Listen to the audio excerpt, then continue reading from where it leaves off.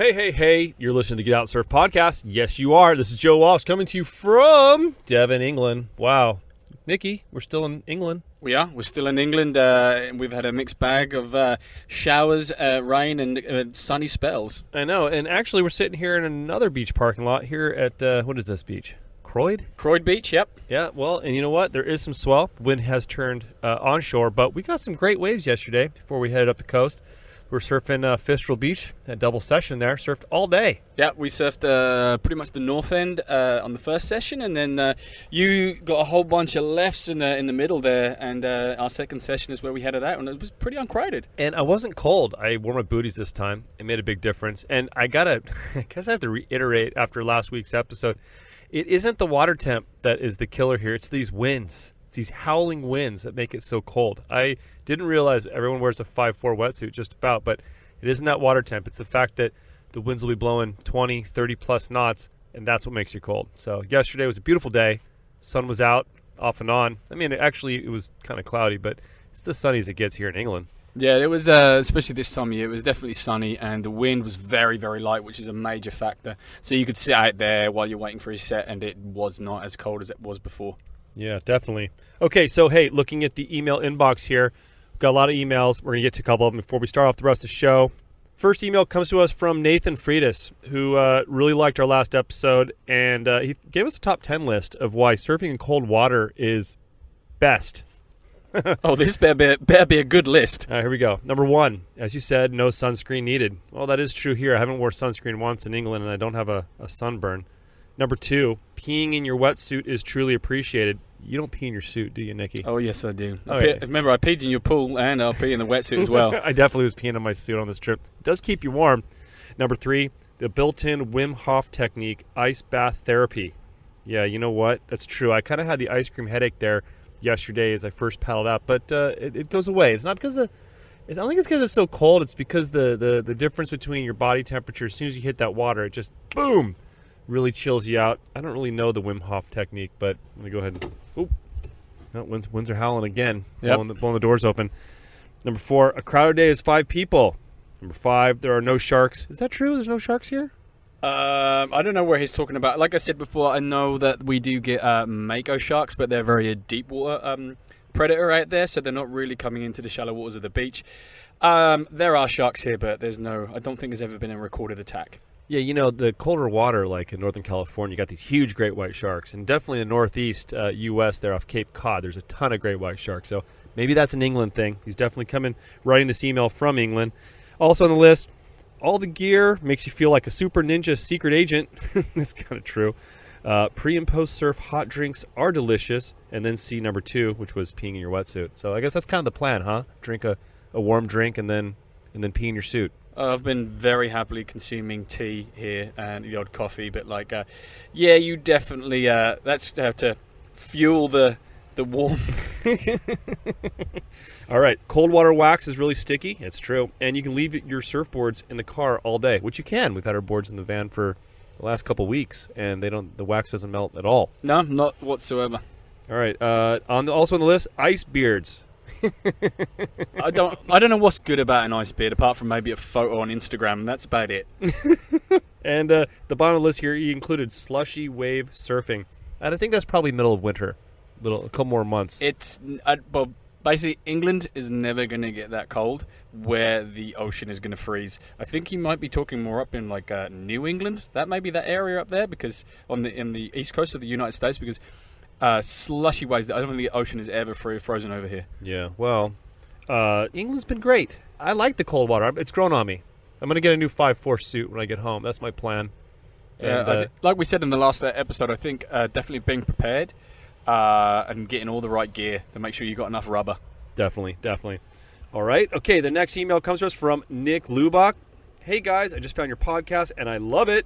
I have a question for you. I'll be coming down to Costa Rica in the middle of November, and I was wondering if anything ever breaks up around the Playa Ocotal and Matapalo beach area. I know Roca Bruja breaks a bunch.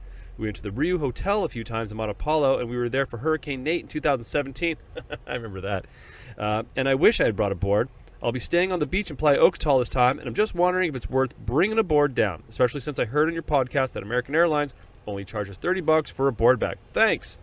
You know, after living in Playa Coco for a couple years, which I did in the early days of Witches Rock Surf Camp, I can tell you the waves are few and far between Witches Rock and Playa Grande, which is kind of strange because Costa Rica is surf riddled. Really is. There's waves all over. But once you get north of Playa Grande, it's really hit or miss. There's a couple odd reefs along the way that break at a certain tide on a certain swell.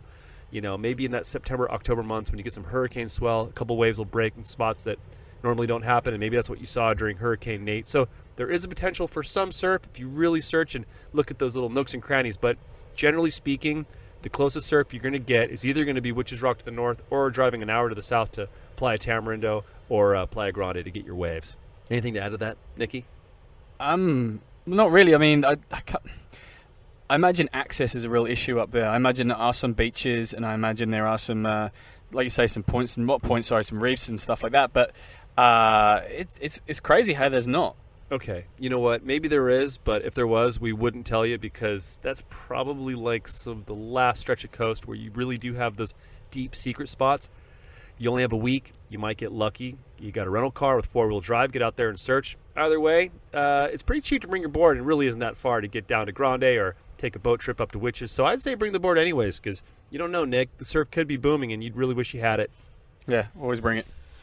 Okay, so here we are in England, and I guess it's time to tell people about what happened these last few days and how we got those great waves yesterday. Niki, you and I were sitting in the pub, and we were drinking Guinness and playing that Guinness drinking game where you have to take your first sip out of the pint glass and get the line of Guinness to, you take one sip, and the line has to end up right there below the Guinness logo and above the gold line, right there, that little spot.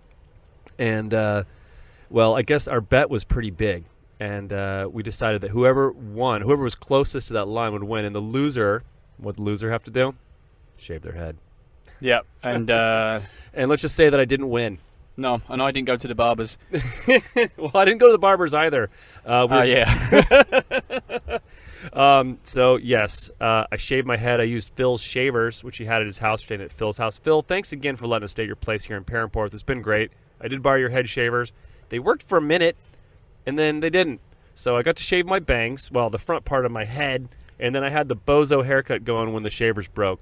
And then I had to walk into town to go get a haircut at the haircut place. Yeah, before you left, it looked like a military mullet.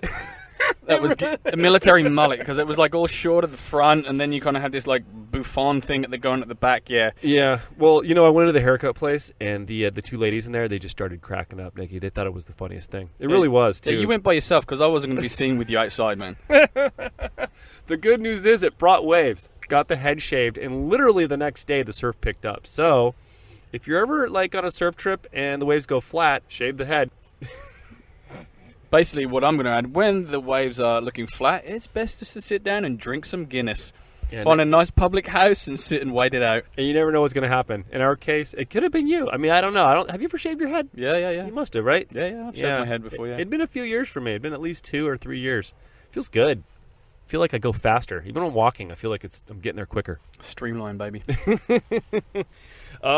Okay, do we have any more shout-outs here? No? Well, we'll get them next week. Just so you guys know, you can always email the podcast at getoutandsurfcr@gmail.com. We will answer your emails, or maybe Liz, our assistant, she will answer those emails if we're on the road or if we don't get to the computer. Or you can message us on Instagram. Or, if you're in Tamarindo, just come by and check us out at Witches Rock Surf Camp. We're either at the surf camp or we're out surfing somewhere close by. Hey, I just want to give one last shout out to Stephen Halpin from Karma Surf Shop in Niki. We sat down in the shop and had a really good chat with him, and he has this wonderful magazine which he puts out yearly. Real Surfing magazine. And there's a whole bunch of interviews and sort of kind of a look into like the surf culture and stuff.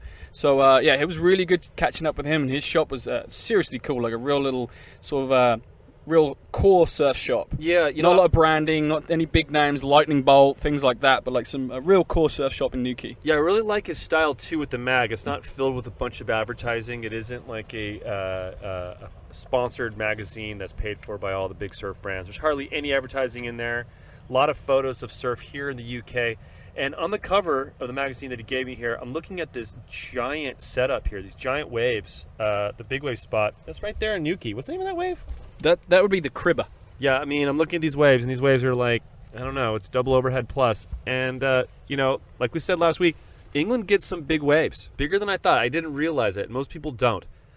So we thought this week we'd give a call to the UK's most recognized big wave surfer, Andrew Cotton. Cotty. Yeah, to ask the man himself how you get to so comfortable surfing giant waves. You know the guy towed Garrett McNamara? Garrett McNamara into the world-breaking 78 feet, I think, at Nazare. Yeah, unbelievable. I don't know how you get comfortable surfing, let alone even towing someone on a jet ski into waves that big. But we're going to find out. Let's ask him. All right, let's give him a call.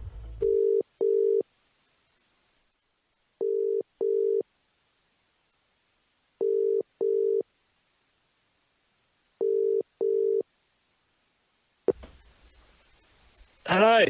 Hey, is this Andrew? Yes. Hey, how's it going? Hey, what's up, man? It's Joe. How you doing, man? Good, thank you. Right on. Hey, I'm sitting here with Niki. We got you on. We got you live on the Get Out and Surf podcast. Sick.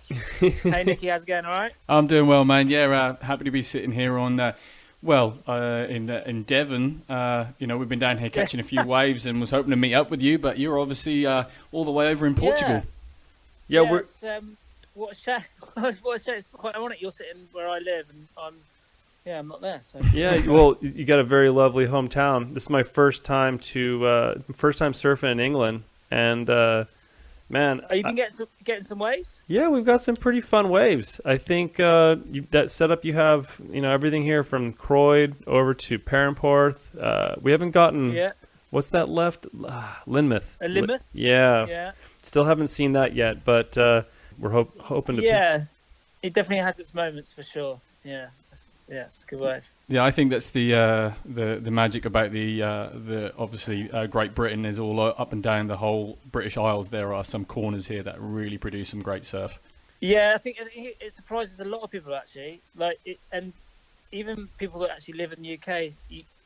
I've surfed all around the UK, and there's some places that can't believe get waves, and some of the places are nuts. They're so good waves, but it's very hit and miss. You need to be able to read the charts and know the local area to get the right conditions. But yeah, it does produce some good waves. Yeah, that's what it seems. It seems like you've got so much coastline, so there's obviously so much potential for waves. But with the winds changing constantly, and the tides are massive. Yeah, at home at Croyd, the tides are 10 meters. I have never experienced that. Mind-boggling. Yeah, so yeah, it takes a lot to work out what places get good and when and for how long. So I just have to ask you this first question, Andrew. How does someone like yourself get into big wave surfing growing up in a place like Croyd? Croyd actually gets quite. It's one of the heavier beach breaks in the UK. There is heavier waves like up in Scotland and on the northeast. But it's definitely one of the most consistent, heaviest waves, on that coast. So I think I just naturally enjoyed heavy waves, and then I travelled a lot when I was younger, when I left school. And then I don't know, met the right people, hung out with the right people, and then I don't know. It's been a weird. I've been surfing now for 30 years, so. Been probably 33 years, so it's been a bit of a journey for sure.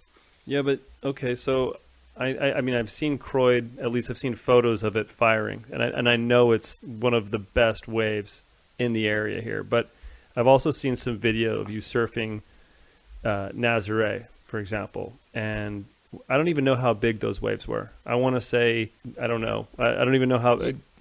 just yeah, massive. How do you make a wave anyway? Yeah, how do you make that step? I mean, from a big day at your local break to literally, I don't know what, 7-8 times overhead. Like you don't even measure it in multiples of head high anymore. It's just massive. I think, like any surfer, just as surfers, we travel a lot, and when I left school, and a lot of my friends were going to and hanging out in Indonesia, like in off season, where it'd be like constant 2 to 3 feet, but really good. I ended up hanging out in Hawaii and West Stars, and it was just the places which generally got a bit bigger. And I loved it. And although that the real passion and the real well, like any kid, like you want to be a professional surfer, which I definitely did want to be a professional surfer. I think my ability in small waves just wasn't really there, and I was just better at going in straight lines and in bigger waves. So I sort of played to those strengths really, and just took it from just kept getting on. I never really hit a ceiling. I don't know, like a lot of times we all have situations in the ocean where you think, well, okay, I'm out of my depth. And although that I've been out of my depth a lot, but I've always enjoyed it. Which is maybe the thing. I don't know, maybe that's the thing. Like I enjoy being frightened or scared or out of my depth, or I don't know. Well, I mean, obviously you've got a family, so you don't want to put yourself in too much risk. But again, you must feel very comfortable in that type of conditions, or want to push yourself in those extreme conditions. And so was that something that you obviously felt comfortable with? You know, I've got a mate who's just got a big set of balls. That's all it is. That's all it comes down. Yeah. Yeah, like I've always been really into swimming. I did surf by saving as a kid, and so yeah, I was always comfortable. And yeah, you do get scared, but it's like that's the greatest thing about like fear, is like overcoming it, you know, like, and that's the biggest buzz. And I don't think I'd do like, and it might sound strange, but like anything, like I respect the ocean loads, and you know, it's like I never get myself into things I don't think I can get out of, you know. And I've been really fortunate to, you know, work with some amazing people and other amazing surfers, and you know, because it is a team, especially now big wave surfing, not all big wave surfing, but I think big wave surfing's coming on in the last 10 years a lot, and you can't surf the waves that we were surfing at the moment by yourself. Like, it is a team effort, and I've been really fortunate enough in my career to meet the right people at the right time, and learn from some of the best people, you know. So you towed Garrett into the biggest wave ever surfed. So that was in 2012 or 2011. That was like one of the first years in Nazare. But I think that the thing, like for me, like my biggest fear when I was my first trip to Hawaii, my biggest fear was getting caught inside. Yeah, like what do you do when a wave of any size breaks in front of you? Yeah, like what do you do? You know, like what do you do? Well, that's it. Like I didn't know. Like, can you survive it? Will it be so? You know, will the hold downs be so bad? Like, and that's the thing that stops that. Like just that fear and the thought. It can either stop you doing something, you know, and you just go, okay, yeah, that scares me so much, I'm not going to do it, you know, which a lot of people might do. So basically, people will panic and freeze, or you know, I mean, it's a matter or just go, I'm not going to go and surf sunset because I might get caught inside. Yeah, you know, like, and although that I was petrified and I'd never, you know, I kind of like paddled out at sunset. It was like probably the biggest I've ever surfed at that point, like 10 feet maybe. And I sit on the shoulder for a bit, and then you sort of like paddle across, and then before you know it, you get caught inside, and then you realise, and then you've got to face it. You know, there's no choice then, and because the passion and you want to catch a wave, that you put yourself in that situation, and then you go through that. Your biggest fear at that point was getting caught inside at sunset. And you face it, and you're like, oh, it's actually not that bad. Like, what was I worried about? Right?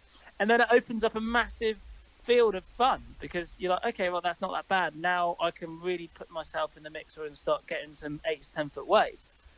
So facing those fears always opens up loads more doors of opportunity and feeling of enjoyment, you know. I think that's always been the case with surfing, or with my personal surfing and my journey, is like every time I've faced that fear and broken down that barrier, it's just opened up more like doors of opportunity and enjoyment, you know. And that just went from sunset, and then I found myself out at Waimea, and then, you know, I came home, and then, you know, went to Oz one year and did the same at Margaret River, and then, you know, it just went on through my whole life, really. Did you find that after you were conquering those 8 to 10 foot waves at sunset, that when you started surfing Waimea, you kind of had to go through the same set of feelings again? Yeah, of course, yeah, because again, it's like a new place. You know, you've So you're not some mutant that just isn't afraid. Like, you've had to conquer your fears at every level, you know?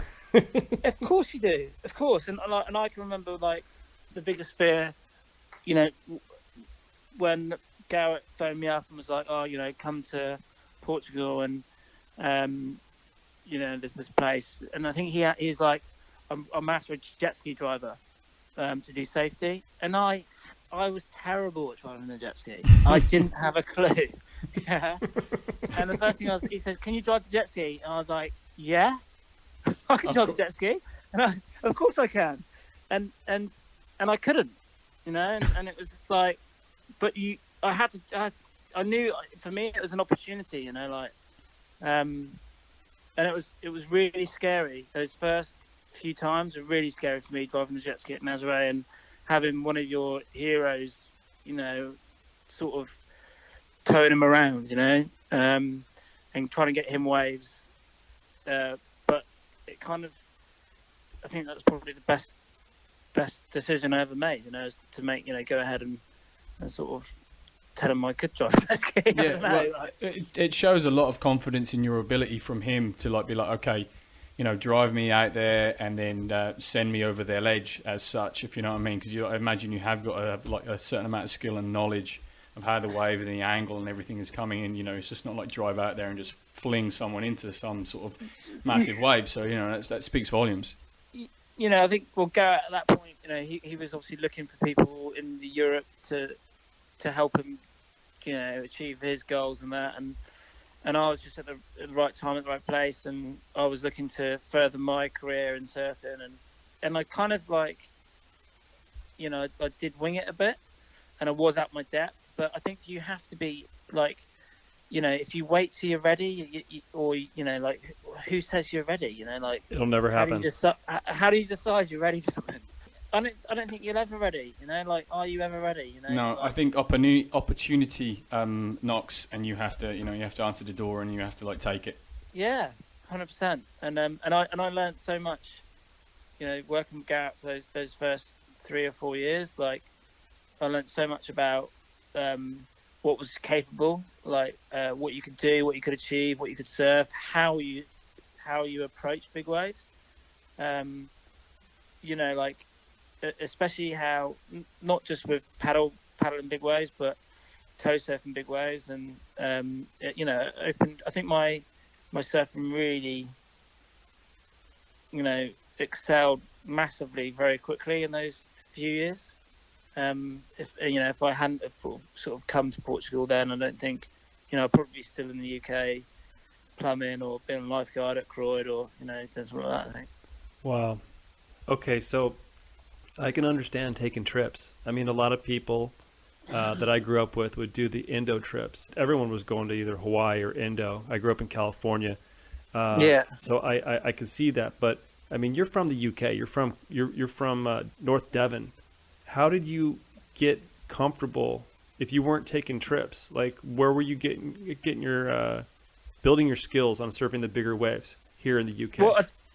Well, you can't do it in the UK. You know, like, I think so. You have to do the trips, or you have to. I spent a lot of time in Ireland as well, and then like later on, you know, like from 2010, it was Portugal, but I think what a lot of people didn't realise, especially like in the early sort of first like 4 or 5 years of Nazare, was like Nazare's big all the time. Just like, how big it actually gets. It gets so big all the time. Like, and as a big wave surfer, like, you know, we were thinking, okay, like Mavs, Mavs Hawaii, you know, a couple places in Oz, and they get big, like, you know, a few times a year, you know, handful of times a year. Whereas Nazare is like it's only end of October and it's been 20 foot like 3 times already this season. Wow. You know? So not only do you have like this a big wave spot, there's some consistency there as well. And it's so gnarly, and it's so scary, and it's so heavy, and it's hard to read, and you need every skill. You're tapping into every skill and every resource that you probably have as a waterman or a surfer to surf it. Wow. It sounds like you still have quite a well. It sounds like one must have ongoing respect and never get 100% comfortable.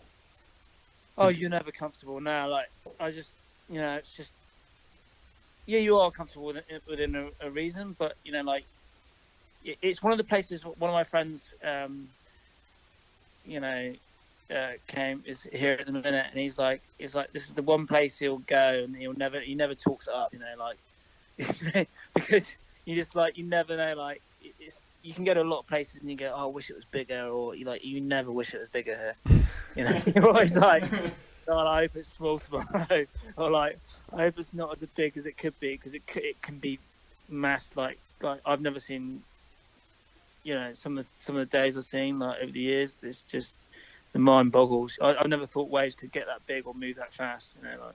Can't even imagine.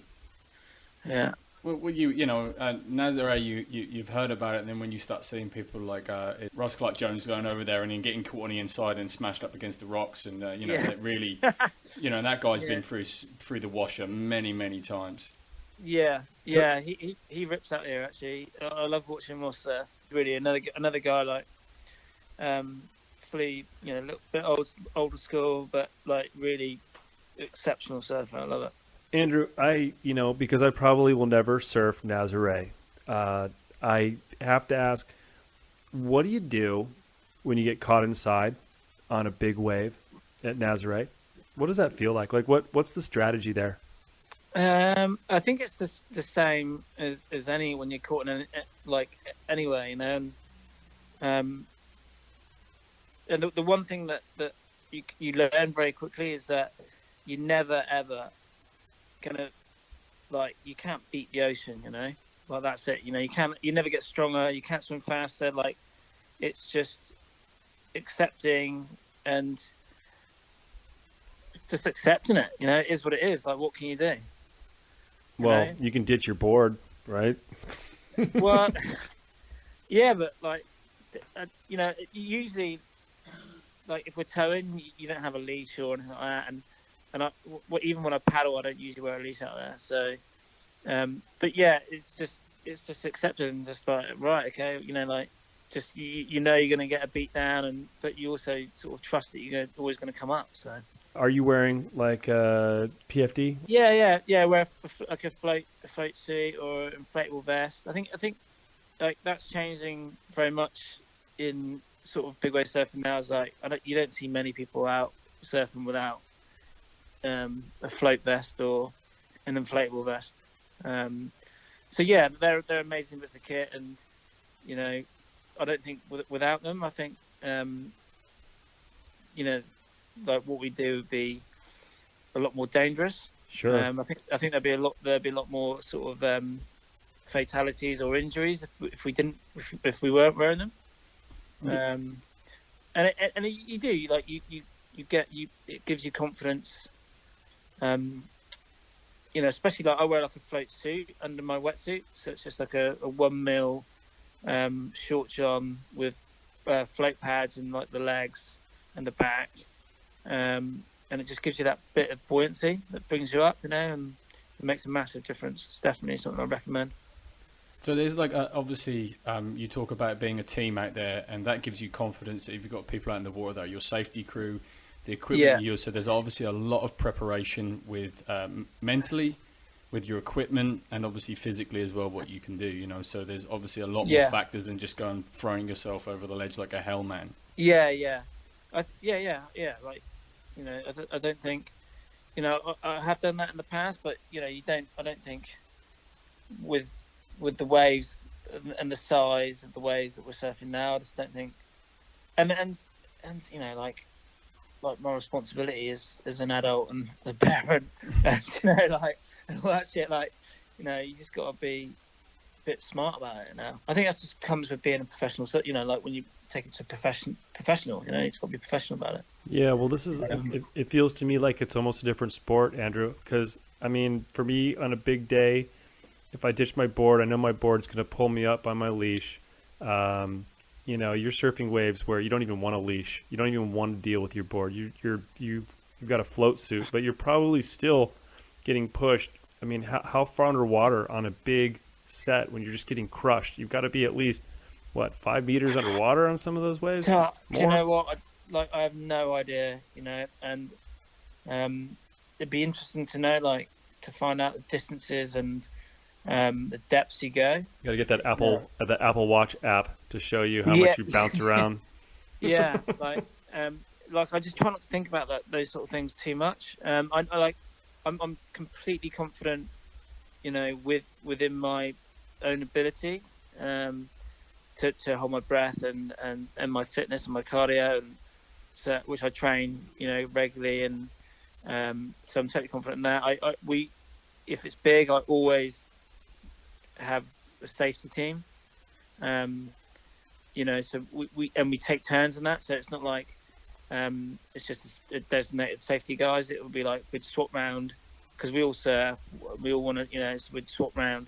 So I'd paddle maybe and have a safety guy, and then we'd swap, and he'd paddle, and then I'd do safety, you know, like that. So yeah, it's just taking responsibility for what you're putting yourself into, really. You talk about fitness, and so you have your own fitness program that you've been training others in, Surf Fitness. Can you tell me a little bit about that? Well, it's just, so a few years ago, I got a personal trainer that I've known for years. We're really good friends from school, and he's been training me like for, I don't know, over 10 years or something now. And we work on, like, you know, flexibility and strength and, you know, all the usual sort of stuff. And he was here training with me in Portugal, and he was training me in the gym, obviously, and whatnot. And then I was doing the pool session, and then I ended up sort of training him in the pool. And he's a surfer. He's been a surfer for years, but he's never been that good at swimming and never been that good at holding his breath or any of the sort of stuff that I'm super confident at. And it just, we did the week of training, and we were like, well, actually, like, you know, it's like, it made sense to make it into like a bit of a program and just sort of share. You know, I was surprised at how much I knew about breath holding and about, you know, training that and being confident underwater.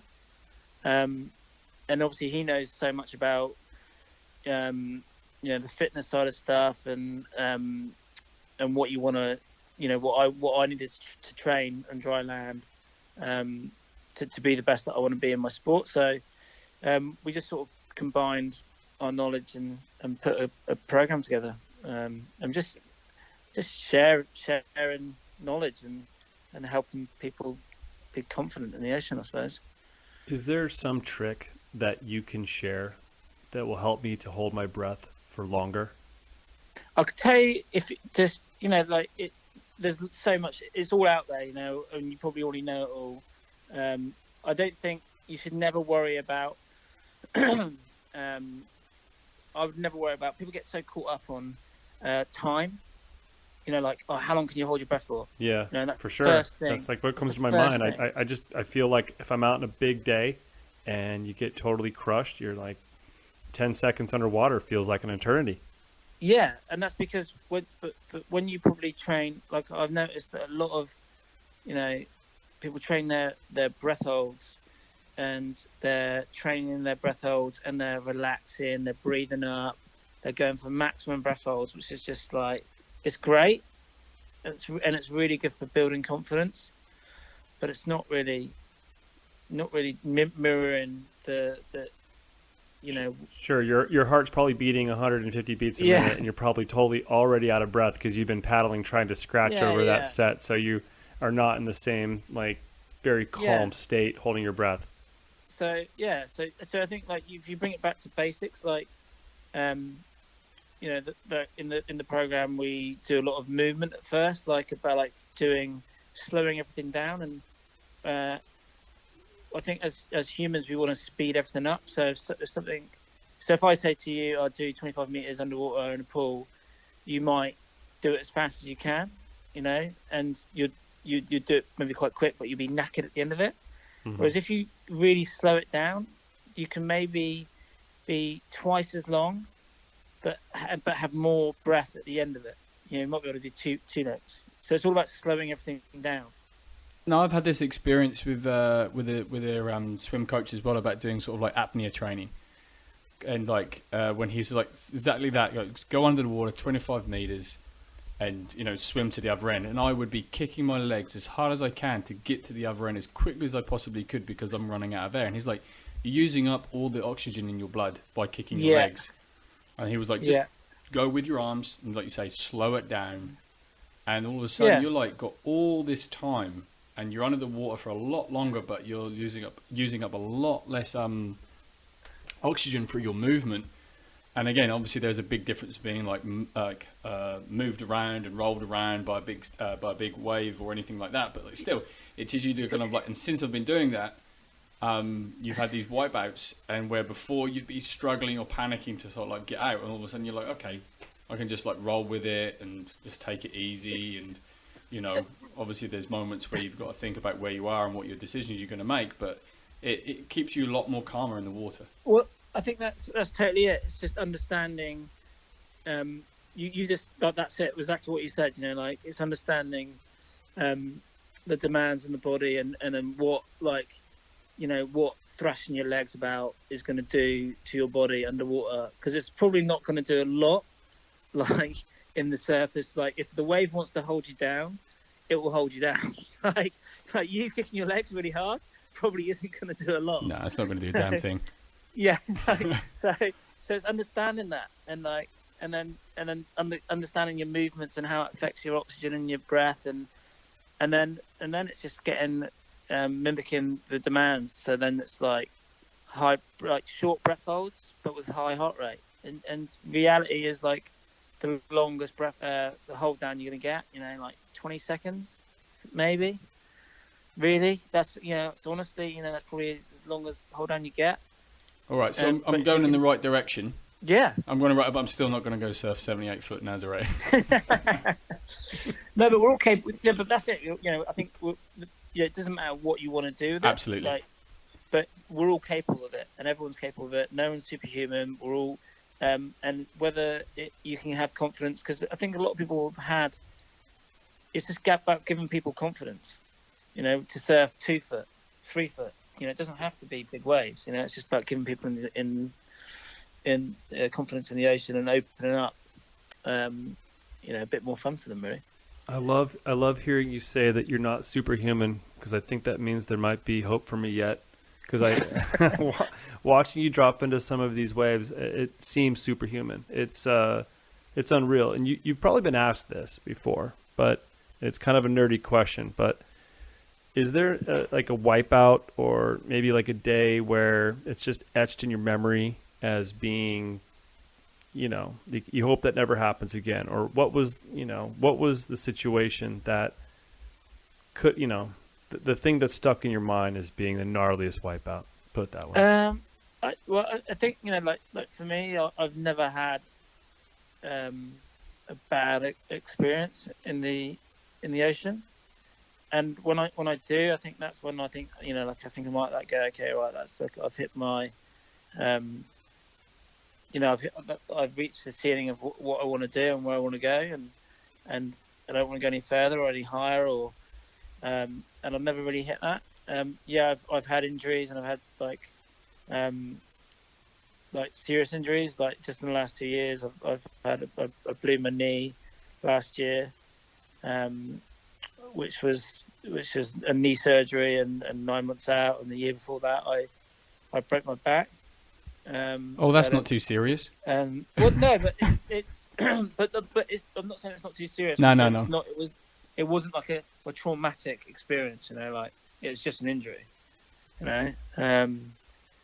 So it could have been horribly traumatic, where I thought I was going to die, or thought I was going to drown, and I've never had that. That's never really, that been a problem for me. I think you are superhuman, Andrew, whether you want to admit it or not. No, definitely not.